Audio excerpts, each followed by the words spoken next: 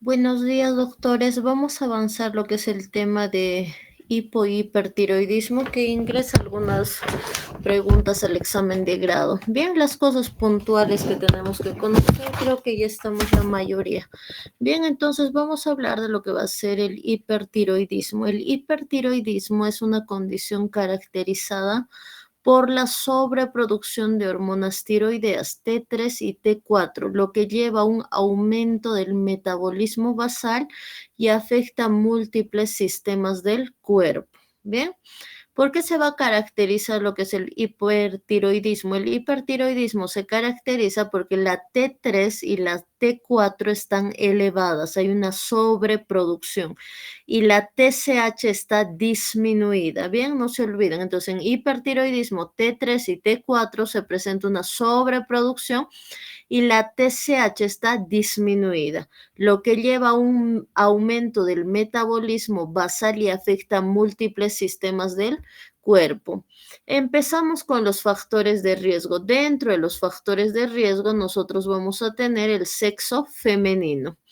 Antecedentes heredofamiliares, que en la familia se haya presentado lo que va a ser el hipertiroidismo, enfermedades autoinmunes como la enfermedad de Graves, exposición a radiación, consumo excesivo de yodo, también que esto va a predisponer. Bien, entonces dentro de los factores de riesgo tenemos el sexo femenino, antecedentes heredofamiliares, enfermedades autoinmunes, exposición a radiación y consumo excesivo de yodo. En la etiología nosotros vamos a tener lo que es la enfermedad de Graves. La enfermedad de Graves es la causa más común, siendo una enfermedad autoinmune que estimula la producción excesiva de hormonas tiroideas. Bien, entonces no nos olvidemos que en la patología de hipertiroidismo, dentro de la etiología tenemos la enfermedad de Graves. Es la causa más común, siendo una enfermedad autoinmune que estimula la producción excesiva de hormonas tiroideas. Seguido tenemos el bocio multinodular tóxico. Este bocio multinodular tóxico son nódulos en la tiroides que producen hormonas en exceso. Bien, como dice su nombre, bocio multinodular, son nódulos en la tiroides que producen hormonas en exceso. Tenemos el adenoma tóxico, un único nódulo hiperfuncionante. Va a ser un único nódulo, pero es hiperfuncionante. Constantemente está formando hormonas tiroideas. Tenemos la tiroiditis. La tiroiditis es la inflamación de la glándula tiroides que puede causar liberación excesiva de hormonas tiroideas.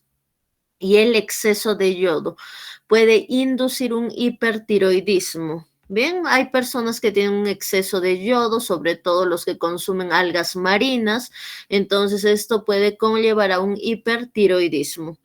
Como hemos mencionado, dentro de la clasificación tenemos la clasificación primaria, secundaria y terciaria. La primaria es una disfunción a nivel de la glándula tiroides.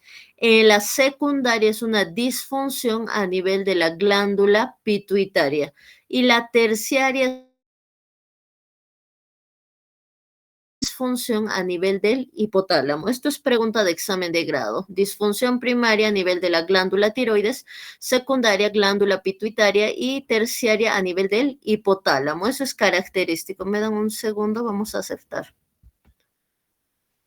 Eso es algo relevante que nosotros debemos conocer. Bien, vamos a hablar respecto a lo que va a ser la clínica. En la clínica se va a presentar una pérdida de peso a pesar del aumento del apetito. No son pacientes que tienen bastante ingesta de calorías, pero van a presentar una pérdida de peso, taquicardia, palpitaciones, nerviosismo, irritabilidad, intolerancia al calor, sudoración excesiva, debilidad muscular, ojos saltones. Se le conoce como la oftalmopatía en la enfermedad de Graves. Entonces, en la clínica, pérdida de peso, taquicardia, palpitaciones, nerviosismo, irritabilidad, intolerancia al calor, sudoración excesiva, debilidad muscular y los ojos saltones. Esto es lo que se va a presentar en hipertiroidismo. El diagnóstico se realiza por el tamizaje de TSH, T3 y T4. ¿Cómo va a estar la TSH? La TSH está baja.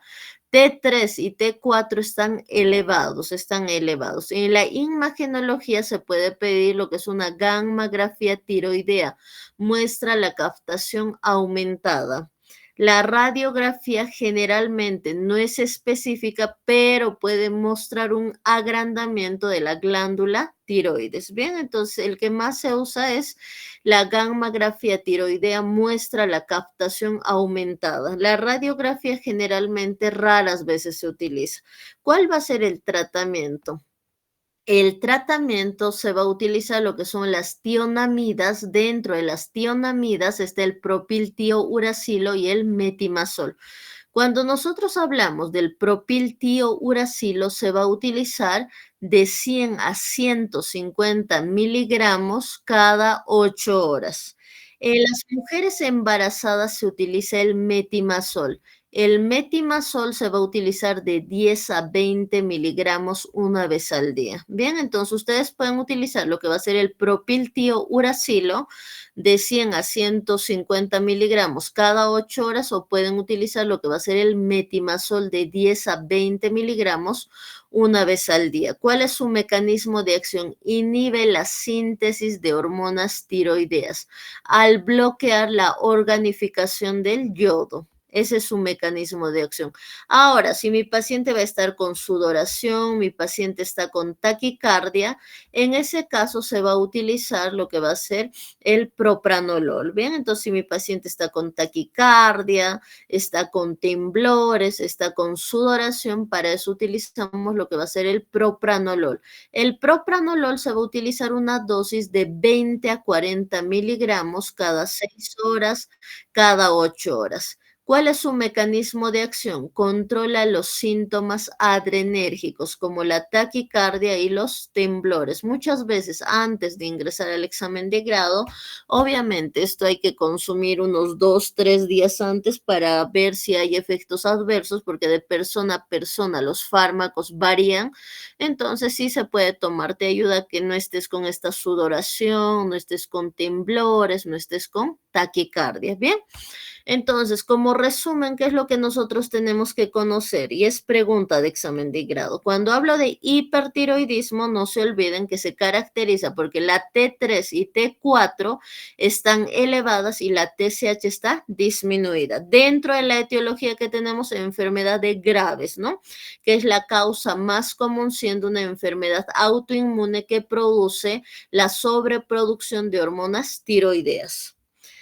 Dentro de lo que va a ser la clínica, vamos a presentar pérdida de peso a pesar de la ingesta de mayor consumo de energía, de calorías, taquicardia, palpitaciones, intolerancia al calor, sudoración, debilidad muscular. ¿Qué vamos a pedir para el diagnóstico? Vamos a pedir lo que va a ser TSH, T3 y T4. En la imagenología tenemos la gammagrafía, donde muestra una captación aumentada. La radiografía no es específica, pero aumenta.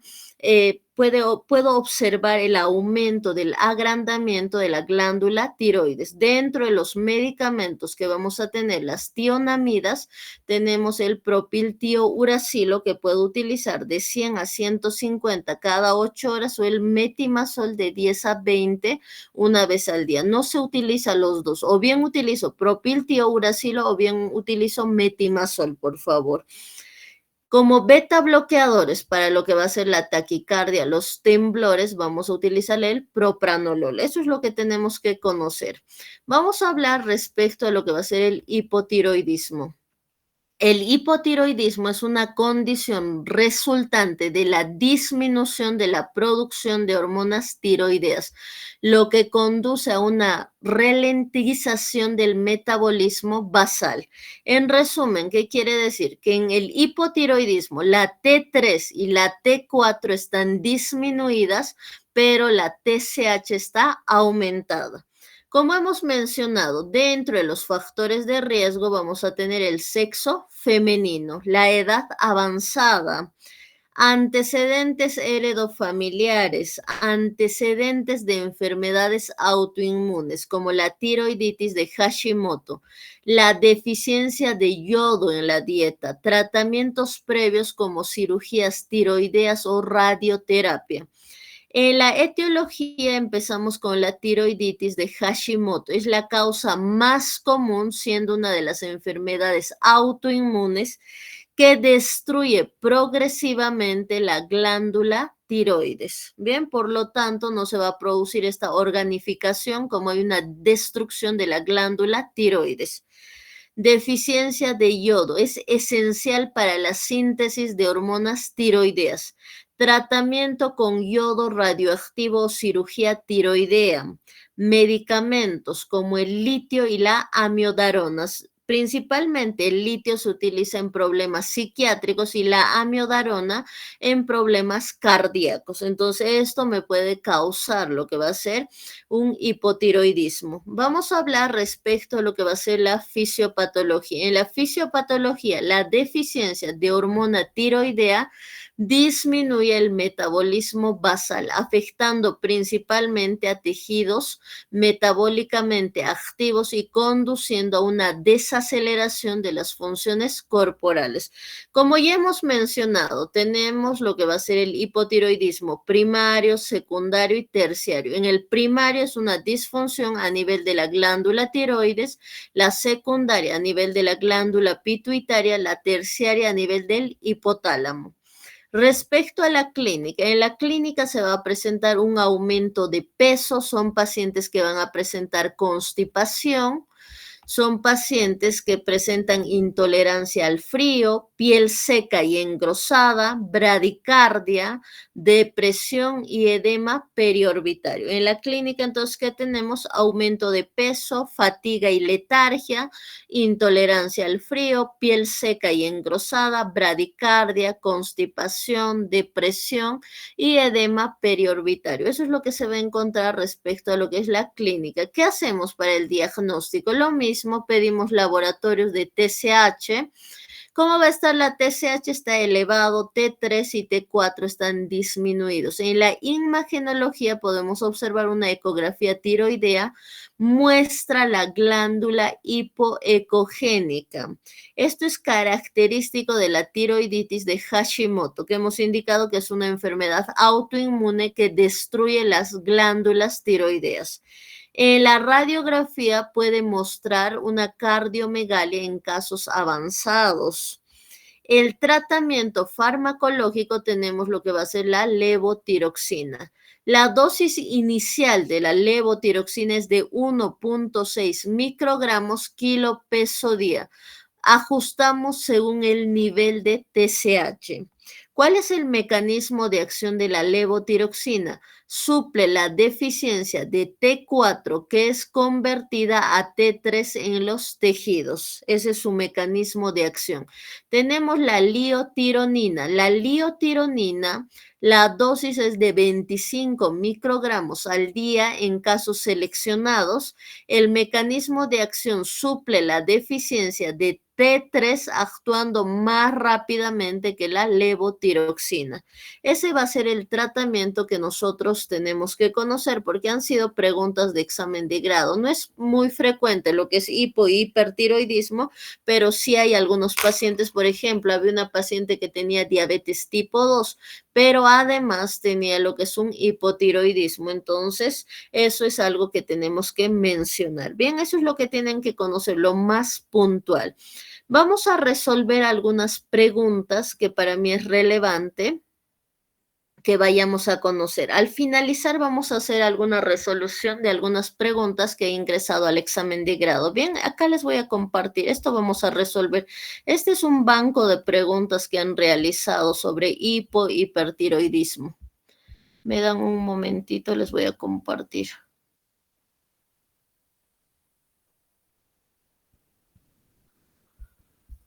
Bien, entonces vamos, aquí por ejemplo podemos observar lo que va a ser la diferencia entre lo que es hipo y hipertiroidismo, ¿no? Aquí la diferencia desde el tratamiento, ¿no? Por ejemplo, hipertiroidismo, producción excesiva de hormonas, hipotiroidismo, producción insuficiente de hormonas tiroideas, ¿no? Aquí está el tratamiento. Bien, entonces vamos a hablar respecto a lo que va a ser algunas preguntas de los exámenes de grado, ¿bien? ¿Qué es la trombosis venosa profunda? Inciso A, la formación de un coágulo de sangre dentro de una arteria que provoca una disminución del flujo sanguíneo arterial. Inciso B, el desarrollo de un trombo en las venas profundas de las extremidades causado por éstasis, lesión endotelial o hipercoagulabilidad. Inciso C, la acumulación de líquido linfático en las venas profundas que genera edema en las extremidades. ¿Cuál sería la respuesta, doctores? Inciso B. Ya, muy bien. ¿Quién más, doctores? Inciso B, Muy doctora. bien, es el inciso B. Bien, continuamos repasando. Siguiente pregunta. ¿Cuál es un síntoma clínico característico de la trombosis venosa profunda? Inciso A, dolor en la extremidad afectada acompañada de edema, cianosis, eritema y venas superficiales distendidas. Inciso B, dolor torácico irradiado al brazo izquierdo acompañado de disnea y sudoración fría. Inciso C, dolor abdominal acompañado de ictericia y ascitis progresiva. Inciso A, doctora. Ya, muy bien. ¿Quién es más? Muy bien, es el inciso A, dolor en las extremidades afectadas acompañado de edema, cianosis, eritema y venas superficiales distendidas. Siguiente pregunta. ¿Qué factor de la tríada de Virchow contribuye directamente al desarrollo de la trombosis venosa profunda? Inciso A, el aumento de la presión arterial sistémica que eleva la resistencia al flujo venoso. Inciso B, la lesión del endotelio vascular que exponen el subendotelio y activa la cascada de coagulación. Inciso C, el incremento en la oxigenación de la sangre venosa que favorece la formación de trombos. ¿Cuál sería la respuesta, doctores? Inciso B, doctora. La B, doctora. Sí, muy bien, la B, la lesión del endotelio vascular que expone el subendotelio y activa la cascada de coagulación. Bien, estas son preguntas de este año que han realizado en el grado. ¿Qué herramienta diagnostica, qué herramienta diagnóstica se considera de elección para confirmar la presencia de trombosis venosa, ¿no? ¿Qué herramienta nos ayuda en el diagnóstico de elección para confirmar la presencia de trombosis venosa? Inciso A, la angiotomografía computarizada con contraste que permite visualizar la obstrucción del flujo sanguíneo en las venas profundas. Inciso B, el ecodoppler venoso que identifica directamente el trombo y evalúa las alteraciones en el flujo sanguíneo. Inciso C, la prueba de dímero D, que es suficiente para confirmar el diagnóstico en todos los pacientes con sospecha de trombosis venosa pulmonar. ¿Cuál sería la respuesta correcta?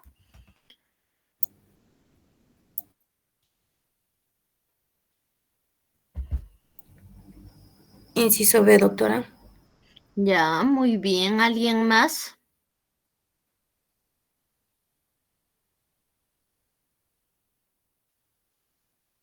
¿Alguien más tiene otra respuesta, doctores? Bien, tenemos lo que va a ser el inciso B, ¿no? Que es el ecodoppler que identifica directamente el trombo y evalúa las alteraciones en el flujo sanguíneo. Nosotros tenemos lo que va a ser ecodoppler, lo más usado en Bolivia según nuestro medio, pero también tenemos lo que es la angiotomografía computarizada con contraste que se utiliza bastante en países desarrollados. Bien, en Europa es bastante lo que es el uso, pero en nuestro medio más va a ser lo que es ecodoppler. Bien. ¿Cuál es el tratamiento inicial recomendado para un paciente con trombosis venosa? Inciso A, anticoagulación inmediata con heparina de bajo peso molecular para evitar la progresión del trombo y prevenir complicaciones como el tromboembolismo pulmonar. Inciso B, uso exclusivo de trombolíticos para disolver el coágulo en todos los casos de trombosis venosa profunda. Inciso C, colocación de un filtro de vena cava inferior como primera línea para evitar el embolismo pulmonar. ¿Cuál sería, doctores, la respuesta?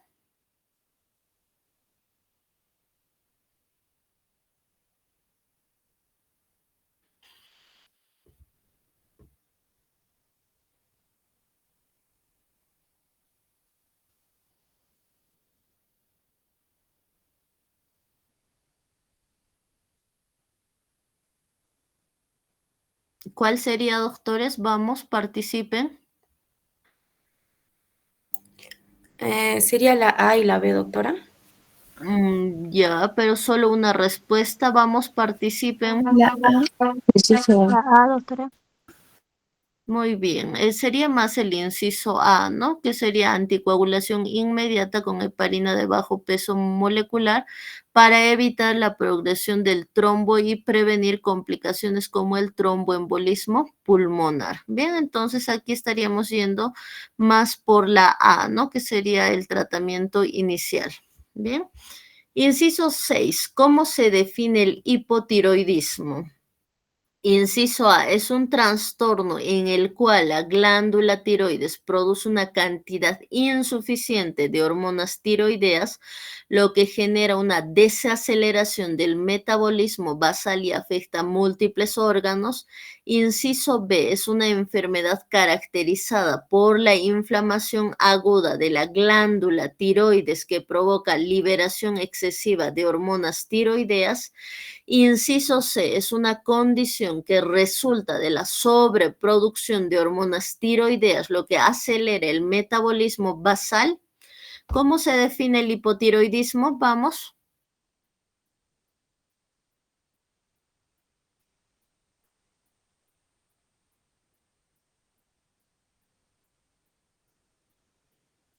La A, doctora. Muy bien, la respuesta correcta es la A. Bien, vamos con la siguiente pregunta. Bien. Estas son preguntas de este año, les comento. ¿Cuál es la causa más frecuente de hipotiroidismo primario? Inciso A, la tiroiditis de Hashimoto, que es una enfermedad autoinmune que destruye progresivamente el tejido funcional de la glándula tiroides. Inciso B, el déficit severo de yodo en la dieta que afecta la síntesis normal de hormonas tiroideas. Inciso C, la enfermedad de Graves que estimula la hiperfunción glandular seguida de agotación funcional. ¿Cuál sería, doctores, cuál es la causa más frecuente de hipotiroidismo primario? La doctora. Muy bien, La tiroiditis doctora. de Hashimoto, ¿no? Que hemos mencionado. Bien, ¿qué síntomas clínicos son característicos de hipotiroidismo? Vamos, ¿alguien me puede responder cuáles son?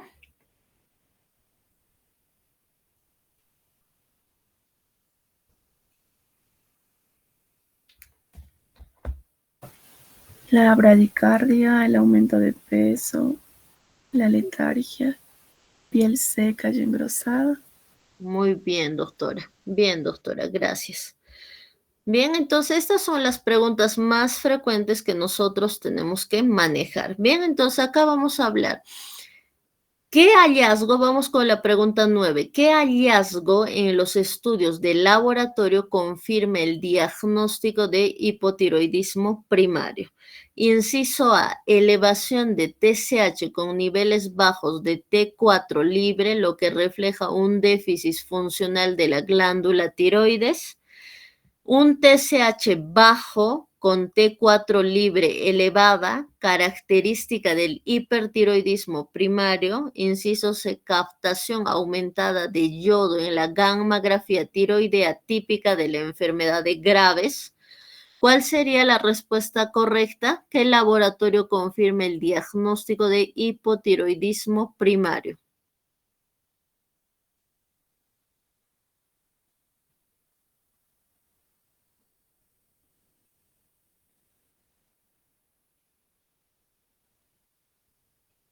Vamos, doctoras, ¿cuál sería? La A, doctora. Muy bien, la elevación de TSH con niveles bajos, ¿no? De T3 y T4. Bien. ¿Cuál es el tratamiento farmacológico recomendado para hipotiroidismo? Inciso A, levotiroxina, que reemplaza la deficiencia de T4 y normaliza el metabolismo basal en el paciente. Inciso B, metimazol, que bloquea la síntesis de hormona tiroidea. Inciso C, el propranolol, que controla los síntomas de bradicardia asociado al hipotiroidismo. La A, doctora. Muy bien. La A, ¿no? Bien. La enfermedad, vamos con la siguiente pregunta, inciso 11. ¿Cuál es la causa más frecuente de hipertiroidismo? Inciso A, la enfermedad de Graves, que es un trastorno autoinmune que estimula la glándula tiroides para producir hormonas en exceso. Inciso B, la tiroiditis subaguda, que provoca inflamación transitoria de la glándula con liberación de hormonas tiroideas. Inciso C, el déficit severo de yodo, que altera la síntesis hormonal normal. ¿Cuál es la causa más frecuente de hipertiroidismo? La A. Muy bien, sería la A. Bien, entonces estas son preguntas que hemos repasado respecto a lo que va a ser las preguntas más frecuentes del examen de grado. Bien, entonces ahí si gustan le pueden tomar una captura. Estas son de este año que han ingresado en varias oportunidades, les comento. Bien, entonces vamos a disminuir.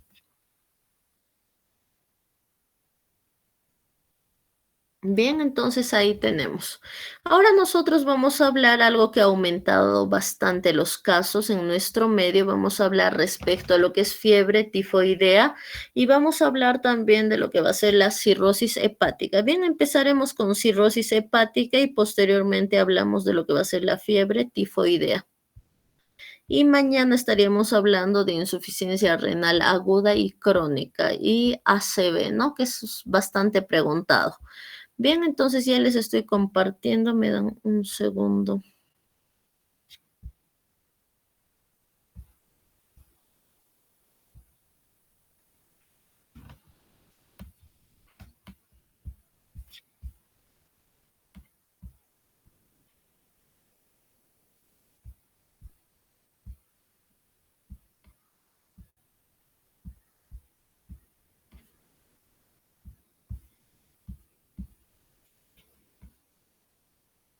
Bien, vamos a tocar algunos puntos de cirrosis hepática. La anterior semana ha sido pregunta de examen de grado, les comento, porque justo el paciente tenía cirrosis hepática. Bueno, el paciente tenía insuficiencia cardíaca, tenía diabetes tipo 2, pero tenía cirrosis hepática porque el paciente estaba con hemorragias. Entonces le preguntaron de dónde venían estas hemorragias. Bien. Empezamos.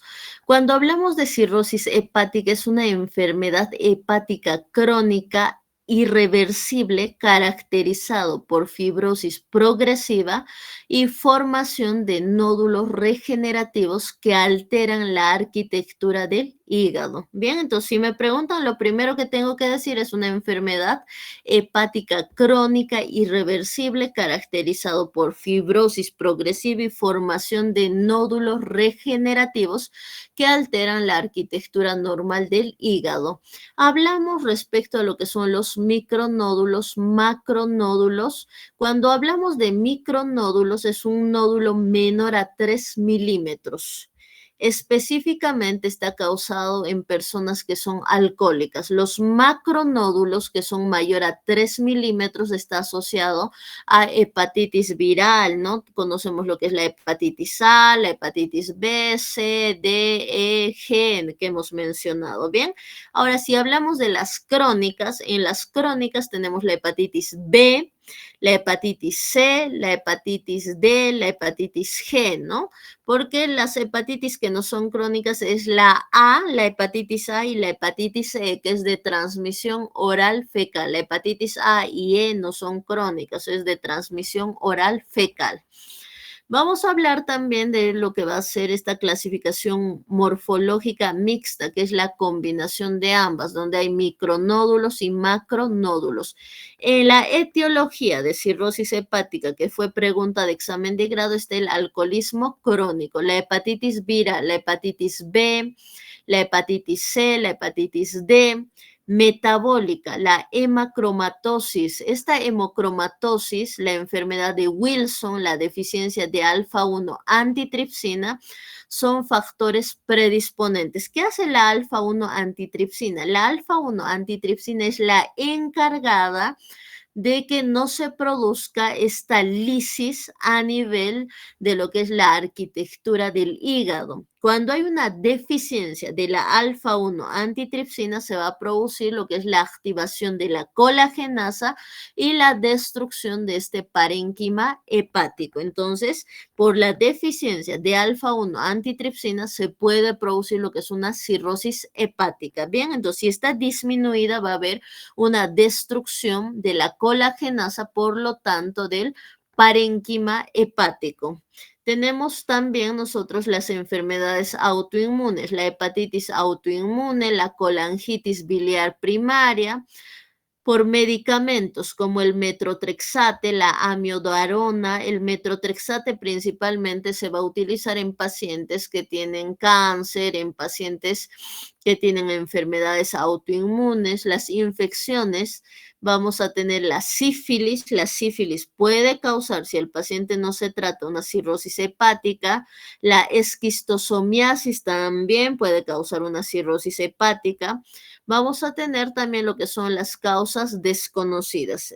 En la fisiopatología que nos van a preguntar, vamos a iniciar con una lesión crónica. Esta lesión crónica activa las células estrelladas hepáticas. Entonces, ¿qué sucede? Ingresa lo que va a ser un virus, un fármaco, y se activan estas células estrelladas hepáticas. Posterior a que se activa estas células estrelladas hepáticas, se va a producir una producción excesiva de colágeno. Entonces, ¿qué sucede? Hay una lesión crónica, ya sea por fármacos, ya sea de manera autoinmune, ya sea por hepatitis, que activa las células estrelladas hepáticas. Estas producen un exceso de colágeno. A este exceso de producción de colágeno se le conoce como fibrosis. Se altera la arquitectura hepática y esta alteración de la arquitectura hepática se le conoce como los nódulos regenerativos. Hay un aumento de la presión venosa esplénica. Este aumento de la presión esplénica produce lo que es la hipertensión portal. Se va a presentar además la reducción de la síntesis de proteínas, ¿bien? Porque hemos dicho que el hígado es uno de los órganos que sintetiza una de las proteínas más grandes, que es la albúmina. Entonces, ¿qué tenemos? Una disfunción hepatocelular donde no va a sintetizarse proteínas. Otro punto importante también es que el hígado no solo sintetiza proteínas, también sintetiza lo que son hormonas, ¿bien? En este caso, el hígado va a empezar a sintetizar lo que va a ser la testosterona lo va a convertir a estrógeno, ¿bien? Entonces aquí el paciente pierde lo que son sus características masculinas, ¿bien? Entonces también es otra deficiencia que se puede observar en pacientes que tienen cirrosis hepática, ¿no?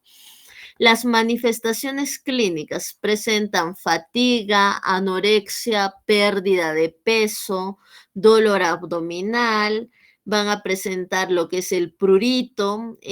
Cuando ya es avanzado lo que es la clínica, la patología, presentan prurito, encefalopatía hepática, ascitis y sangrado digestivo. Como nosotros conocemos, el hígado dentro de sus funciones sintetiza lo que son proteínas, sintetiza hormonas, forma parte importante de los factores de coagulación, sintetiza lo que va a ser las grasas LDL, VLDL, realiza la conjugación de bilirrubina indirecta a directa. Entonces, si un paciente tiene una cirrosis hepática, pues no va a realizar sus funciones normales. ¿Qué quiere decir? Es un paciente que está histérico, se va a presentar la acumulación de amonio, no se está eliminando lo que es el amonio, por lo tanto el paciente empieza con el prurito, ¿no? Empieza a presentar prurito en todo el cuerpo. Esta acumulación de amonio va a llevar a una encefalopatía hepática, ascitis porque hay una disminución de las proteínas. Entonces, si nosotros hablamos de que se presenta una disminución de las proteínas, se va a presentar lo que es una alteración de la presión oncótica o una alteración de la presión coloidosmótica. Entonces, como hay una alteración de la presión oncótica o coloidosmótica, todo el plasma va a presentar una extravasación del espacio, desde el espacio intravascular al intersticio. ¿Y qué se va a formar? Se va a formar lo que son los edemas. Otro punto importante, el paciente va a presentar un sangrado digestivo. Claro que sí. ¿Por qué? Porque el hígado no está realizando, no está sintetizando los factores de coagulación. Entonces el paciente sangra por todos lados. ¿Por qué presenta ascitis? Porque hemos dicho que es como una tubería rota. Si yo rompo una tubería, todo el agua, ¿a dónde se va a ir? Al intersticio. Lo mismo, como hay una carencia de proteínas, todo el plasma se va a ir al intersticio del espacio intravascular y de esa forma se va a acumular esta ascitis, este líquido. También en los signos podemos observar lo que es la telangiectasia, el eritema palmar y la ginecomastia, ¿no? La ginecomastia les he indicado que se va a presentar porque en este caso el hígado empieza a sintetizar lo que va a ser la testosterona, sintetiza la testosterona y lo convierte en estrógeno. Entonces el paciente presenta ginecomastia.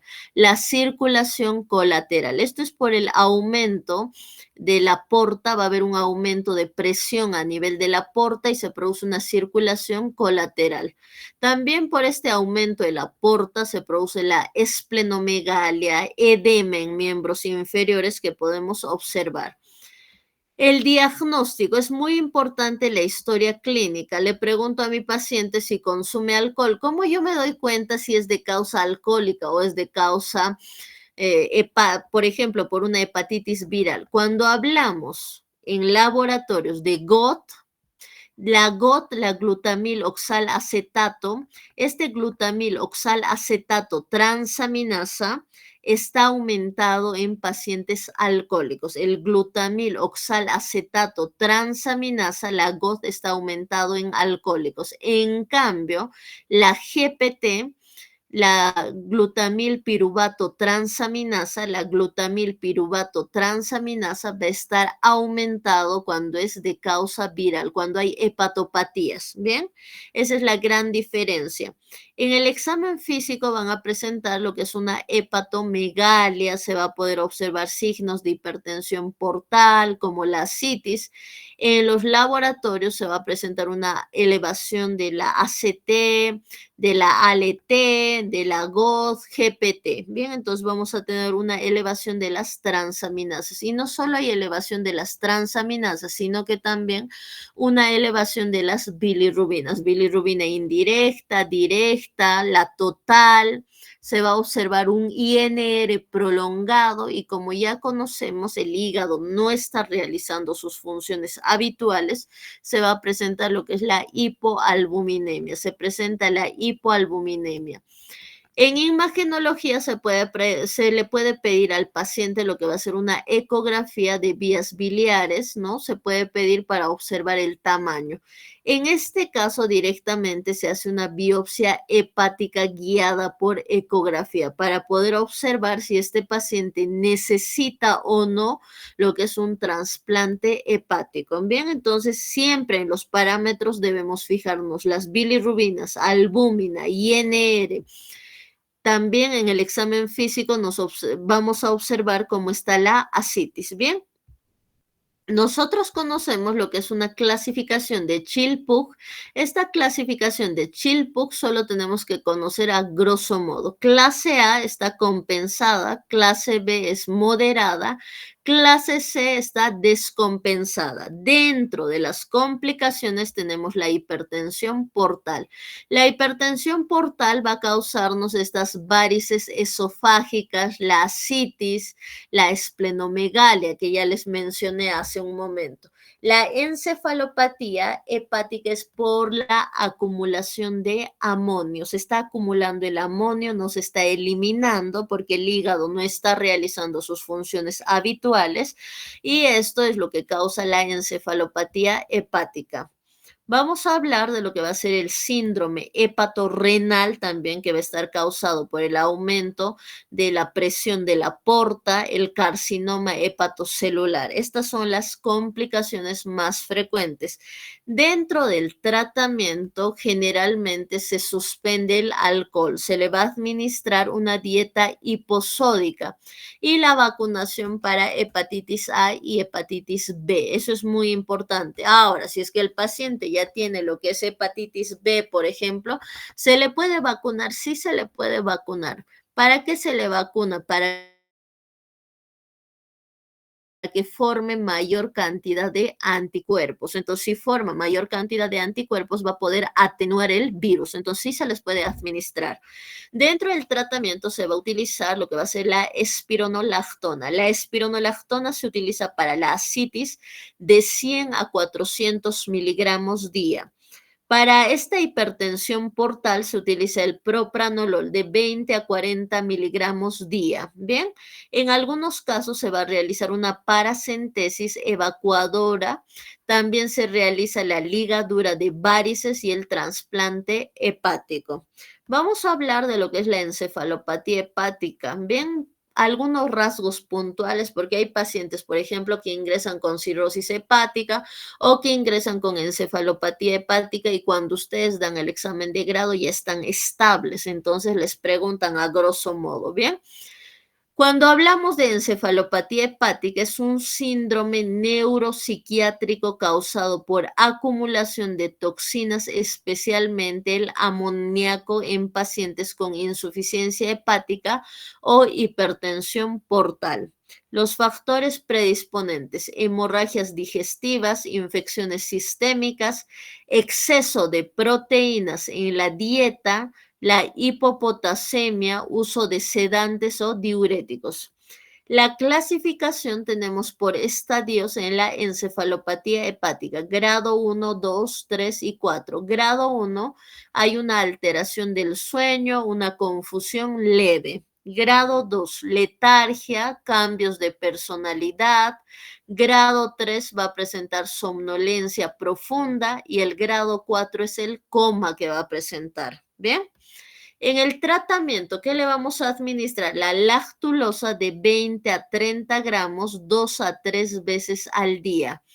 Acidifica el contenido colónico, atrapando el amoníaco. Entonces, ¿qué es lo que hace la lactulosa? No permite que el amoníaco se absorba a nivel del tracto gastrointestinal. Vamos a utilizar la rifacimina de 400 a 550 miligramos. Cada 12 horas reduce las bacterias productoras de amoníaco. Entonces estamos utilizando la lactulosa y la rifamicina, ¿no? La rifacimina. ¿Esto qué hace? Reduce las bacterias productoras de amonio. Complicaciones, edema cerebral, convulsiones. Eso es lo que ustedes tienen que conocer lo más puntual respecto a lo que va a ser cirrosis hepática. Hace poquito fue pregunta de examen de grado de la UDABOL, les comento. Bien, entonces esto tienen que conocer, por favor. Ahí le pueden tomar lo que es una captura de pantalla. Está minimizado. Aquí de la misma forma que es lo más puntual que ustedes tienen que conocer. Bien, estas son cosas puntuales. Más allá tampoco se les va a preguntar. Bien, vamos a continuar. Vamos a hablar respecto a lo que va a ser fiebre tifoidea que ha ingresado igual al examen de grado. Fue hace 2 semanas, si no me equivoco. Fue hace poquito que ingresó. Bien, entonces les voy a compartir cosas puntuales estamos mencionando.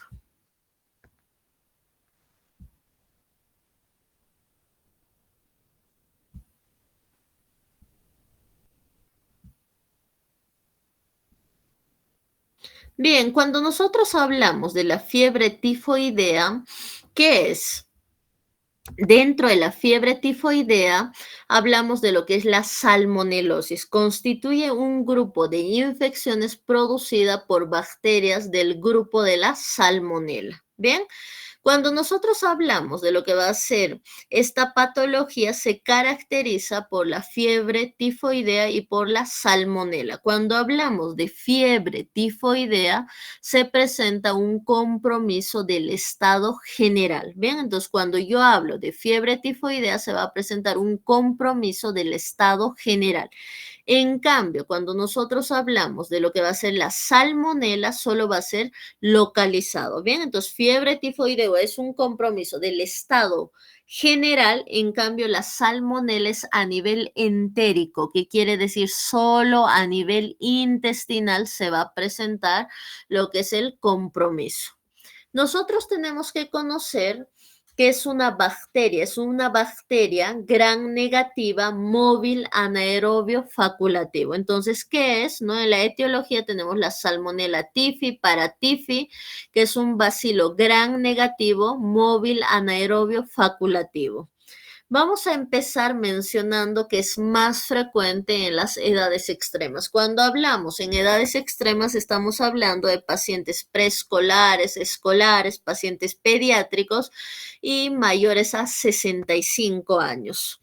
Vamos a hablar de las sustancias tóxicas llamadas lípido A. Se diferencia por presentar una estructura antigénica compuesta por 9 antígenos. Y aquí tenemos el antígeno O somático, el antígeno H o flagelar y el antígeno de la envoltura. Entonces, cuando nosotros hablamos de la estructura antigénica, tenemos el antígeno O que va a ser somático, el antígeno H o flagelar y el antígeno B de la envoltura. El periodo de incubación es de 7 a 21 días. Generalmente se presenta con fiebre y puede estar asociado a deposiciones líquidas, constipación, dolor abdominal, cefalea, epistaxis, pero también se va a presentar lo que va a ser esta lengua saburral, el borborismo intestinal por afectación de la pared intestinal. Bien, entonces, periodo de incubación de 7 a 20 días. ¿Por qué se caracteriza?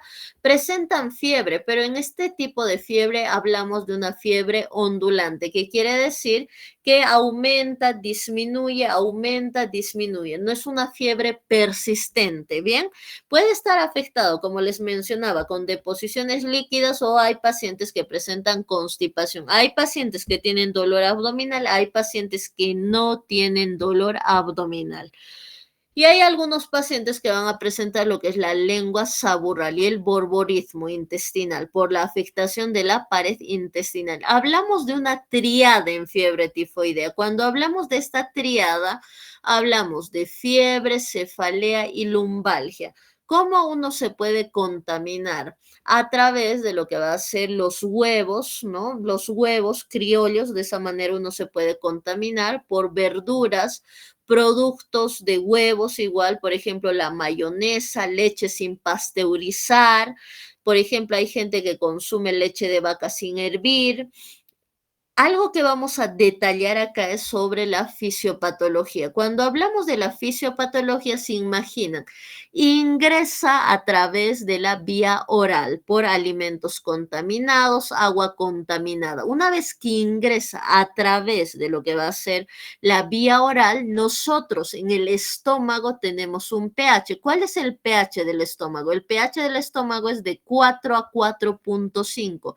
Es un pH ácido, pero sobrepasa lo que va a ser este mecanismo de defensa, la fiebre tifoidea, sobrepasa, ingresa, no respeta este pH, ingresa, traspasa este mecanismo que es el pH ácido y de inmediato ingresa al intestino delgado o al duodeno. Bien, entonces ingresa al intestino delgado a nivel del duodeno, a nivel del ilion, donde invade la mucosa intestinal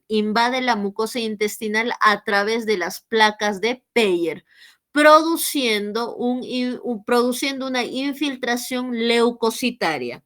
Luego llega al tejido linfático en los nódulos mesentéricos y luego a la circulación. Bien, en resumen, ¿qué hace? Hemos dicho que traspasa lo que va a ser este pH ácido del estómago, ingresa a la primera porción del duodeno, ingresa a lo que va a ser al duodeno o puede ser al ilion, donde invade la mucosa intestinal a través de las placas de Peyer, produce una infiltración leucocitaria, luego llega al tejido linfático en los nódulos mesentéricos, a la circulación, produciéndose lo que es la bacteremia. Cuando ingresa a la sangre, ¿no? Cuando penetra la mucosa, la submucosa, de lo que es esta primera porción del duodeno o a nivel del ilion, una vez que ingresó, directamente se encuentra en la vía hemática. Cuando ingresa a la vía hemática se le conoce como la bacteremia, dando las manifestaciones clínicas. Cuando hablamos de la bacteremia, una vez que se encuentra en la sangre, va a afectar lo que va a ser, tiene un tropismo por la médula ósea, tiene un tropismo por el hígado, tiene un tropismo por el vaso y por la vesícula biliar. Bien, entonces, si les preguntan en el grado, y esto fue pregunta de examen de grado, ¿dónde se almacena la fiebre tifoidea? Se almacena en la vesícula biliar durante un año. Se almacena en la vesícula biliar durante un año. Y en estos pacientes, ¿qué sucede? Como se almacena en la vesícula biliar, este tipo de pacientes son portadores. ¿Qué quiere decir que son portadores? Que estos pacientes siguen contaminando a otras personas a través de las heces, pero ellos no presentan la sintomatología. Bien, entonces a eso hacemos referencia en la fisiopatología. Bien, una vez que hemos mencionado la fisiopatología, vamos a hablar de las semanas de la enfermedad. Hablamos de lo que va a ser la primera semana. Cuando hablamos de la primera semana se presenta la bacteremia o tumefacción. Presenta clínica de una infección intestinal. Comienzo insidioso, anorexia, decaimiento, fiebre en curva progresiva, principalmente vespertina, náuseas, vómitos, lengua saburral con halitosis, dolor abdominal, constipación o deposiciones líquidas, hepatomegalia y esplenomegalia. Bien, entonces en la primera semana igual estamos todavía con estas fiebres ondulantes que suben, bajan. En este caso, en la primera semana, ¿qué laboratorios, qué exámenes le vamos a pedir? Los exámenes que se le va a pedir va a ser un hemograma. Ahora me dirán, ¿vamos a pedir la reacción de Vidal? No, no se pide la reacción de Vidal. Vamos a pedir directamente lo que va a ser hemocultivo. Y el Harrison nos dice que se puede pedir hemocultivo o mielocultivo. Bien, la reacción de Vidal, ¿por qué no voy a pedir? Porque la reacción de Vidal recién me va a poder diagnosticar a partir de la segunda semana. Entonces, en la primera semana me estaría dando un falso negativo. Por eso es que no se pide. Entonces, en la primera semana que pido hemograma, vamos a pedir mielocultivo y hemocultivo. Bien. ¿Por qué pedimos lo que va a ser el mielocultivo? Pedimos el mielocultivo porque hemos indicado que tiene tropismo por la médula ósea. Entonces, como tiene tropismo por la médula ósea, por eso se pide mielocultivo, pero nadie se va a realizar lo que va a ser una punción lumbar solo por una fiebre tifoidea. Lo ideal siempre va a ser hemocultivo. ¿Bien? En la segunda semana es la postración o necrosis. En la segunda semana se va a presentar lo que es la bacteremia. Presenta una fiebre de 40 grados centígrados y no responde a los antitérmicos, no responde al paracetamol, no responde al ibuprofeno. Se va a presentar una cefalea por afectación del sistema nervioso central. Y algo característico es si mi paciente está con una temperatura de 40 grados centígrados, que va a presentar lo que es el signo de Faguet. ¿Qué quiere decir el signo de Faguet? Que mi paciente está con fiebre, pero está realizando una bradicardia relativa. Eso se le conoce como el signo de Faguet. ¿Qué quiere decir? Está con fiebre, pero mi paciente en lugar de realizar una taquicardia está con una bradicardia relativa. Esto se le conoce como el signo de Faguet. También vamos a poder observar nosotros, esto se da por la afectación del miocardio e impregnación de toxinas en el nervio vago, ¿bien? Entonces aquí también relacionamos a grandes rasgos que se da por la afectación del miocardio e impregnación de toxinas en el nervio vago. Observamos la rociola típica, que es lesiones micropapulares en tórax anterior, ¿no? Se puede observar también a nivel de la cara, a nivel del abdomen, lo que es la rociola típica, ¿no? Y esto es sobre todo por el aumento de la temperatura. También podemos observar lo que es la tos por afectación del sistema respiratorio. Ito por afectación del tracto urinario, el gorgorismo también por afectación a nivel del tracto gastrointestinal, la epistaxis por la trombocitopenia que está produciendo esta fiebre tifoidea. Por eso se puede observar lo que va a ser la epistaxis por la trombocitopenia. En la segunda semana, ¿qué le vamos a pedir? En la segunda semana ya ustedes, doctores, pueden pedir si gustan hemocultivo o si no, lo que es la reacción de Vidal. Entonces, en la segunda semana, ¿yo qué puedo pedir? Puedo pedir reacción de Vidal, puedo pedir lo que es hemocultivo. En este caso, vamos a pedir directamente la reacción de Vidal. Bien, vamos a hablar respecto a lo que es la reacción de Vidal. En la reacción de Vidal, nosotros vamos a tener lo que va a ser el antígeno O, el antígeno O y lo que va a ser el antígeno H. Cuando hablamos del antígeno O, es la infección aguda, es la infección de ahora, ¿no? Entonces, antígeno O de sorpresa, se van a acordar, es la infección de ahora. Bien, es una infección aguda. En cambio, el antígeno H es una infección pasada. Por ejemplo, les pueden decir, hace 10 años usted presentó lo que es fiebre tifoidea, entonces es una infección pasada. Eso es lo que evalúa la reacción de Vidal, ¿no? Que nos va a colocar 1/80, supongamos, ¿no? 1/80 nos indica el laboratorio, entonces ahí que nos está indicando, ¿no? Nos especifica 1/80, nos va a indicar, por ejemplo, que el antígeno O va a ser 80, entonces me está indicando que en este momento estamos con una infección aguda de fiebre, tifo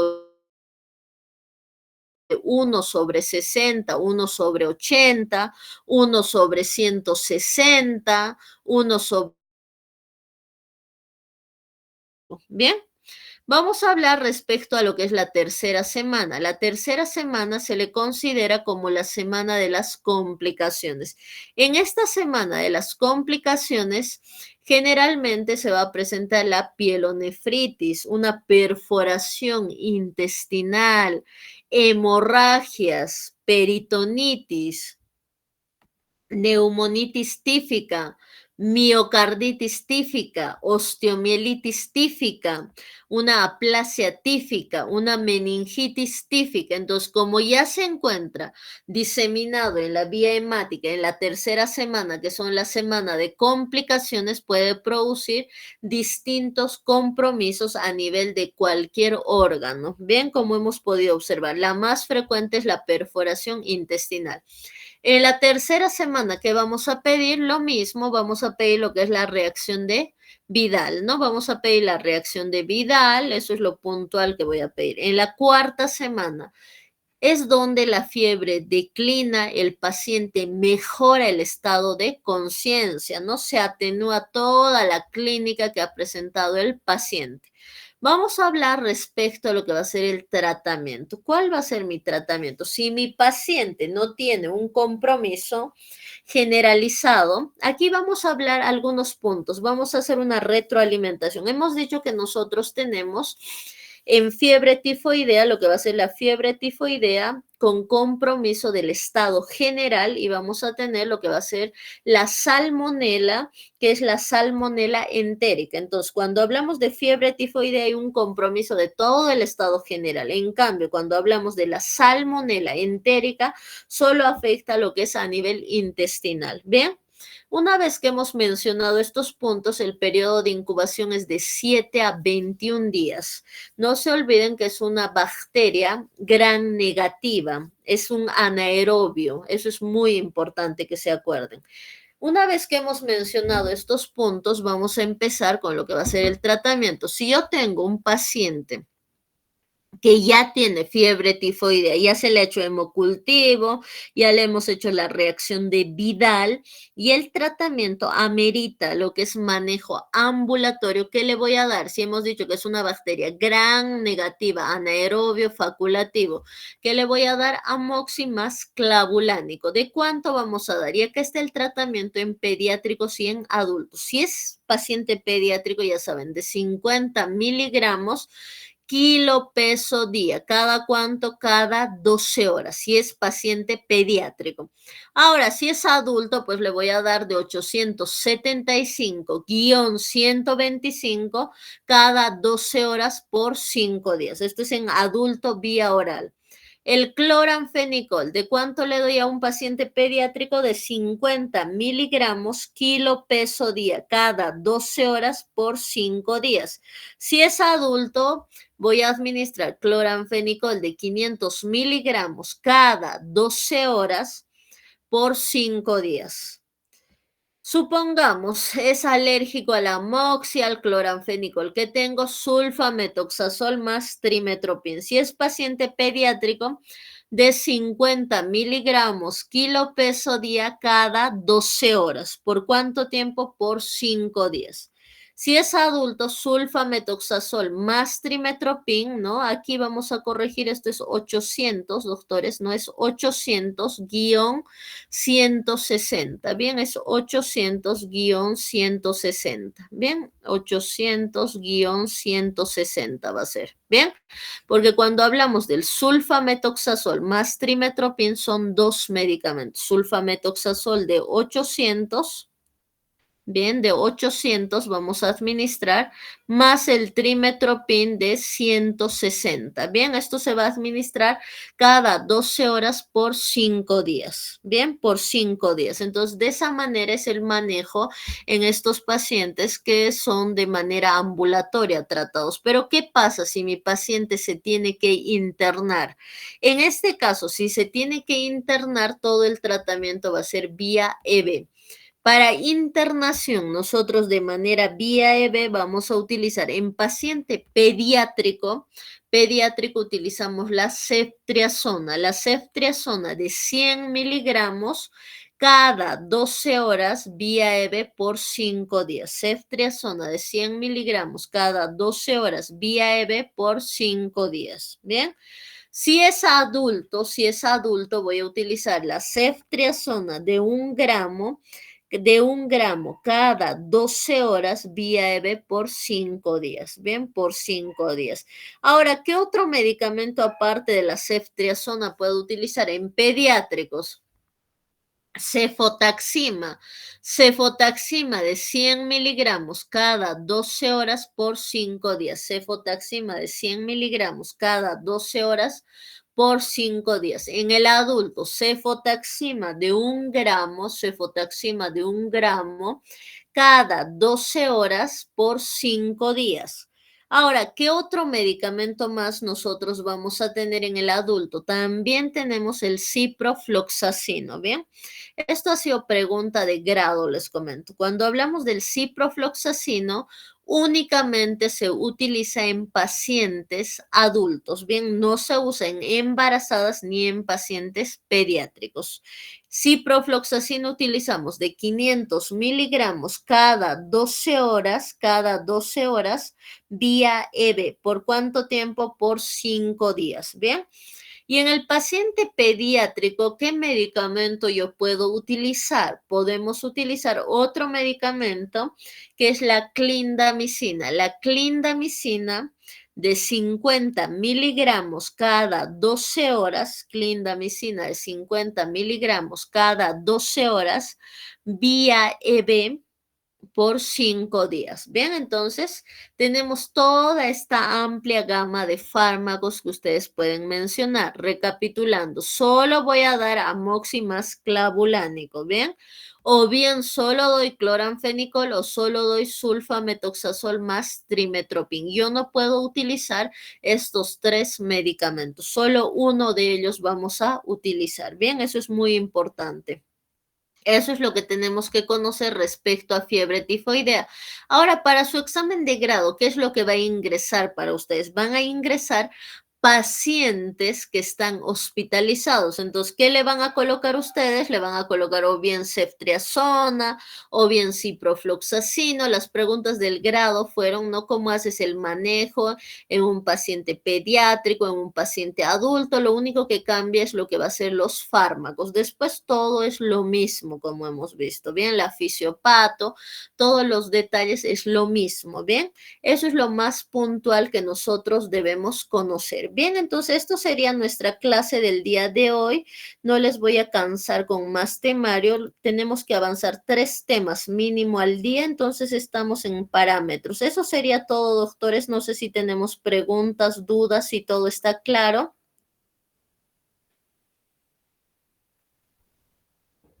Bien, creo que todo está claro. Entonces, esta sería nuestra clase del día de hoy.